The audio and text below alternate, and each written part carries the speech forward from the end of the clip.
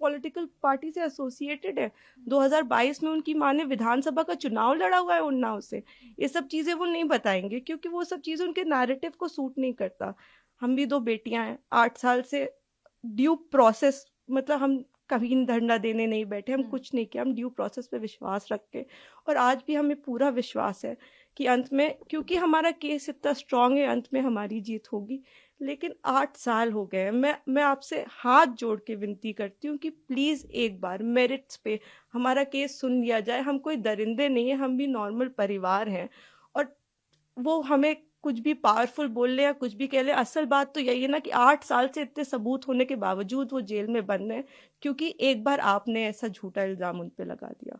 इस केस में इन्होंने स्टेटमेंट्स तो अपने बहुत सारे बदले ही हैं, जो कि आप अगर मुझसे कहेंगे तो मैं आपको डिटेल में प्रोवाइड कर दूंगी।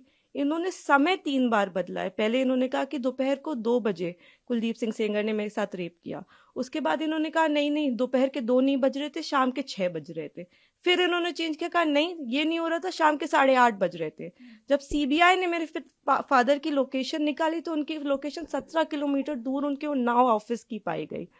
सीबीआई ने दूसरे केस में सीबीआई ने जानबूझ के हमें चार्जशीट किया, और उसके बाद जब दूसरे केस में चार्जशीट लगाई तो हमें पता लगा कि हमने जब वो सीडीआर देखे तो हमें पता लगा कि ये तो उस वक्त पे फोन पे बात कर रही थी। तो सीबीआई ने भी जानबूझ के, आई डोंट नो किस प्रेशर में आके, सारे इंस्टीट्यूशंस, लेकिन सीबीआई ने प्रेशर में आके हम पे, इनके कहने पे चार्जशीट लगाई। मैं देखिए किसी पे इल्ज़ाम नहीं लगा रही, मैं बस ये कह रही हूँ कि अभी भी ये सारे तथ्य हमारी अपील में मौजूद है। हमारे पास इनका एक एक रिकॉर्ड है।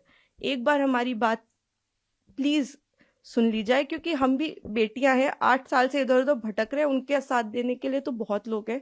हम अकेले ही कोर्ट जाते हैं। अगर वो हमें गाली देते हुए भी हमारे बगल से निकल जाती हैं तो उनके पास सिक्योरिटी है, हमारे पास मैडम सिक्योरिटी नहीं है।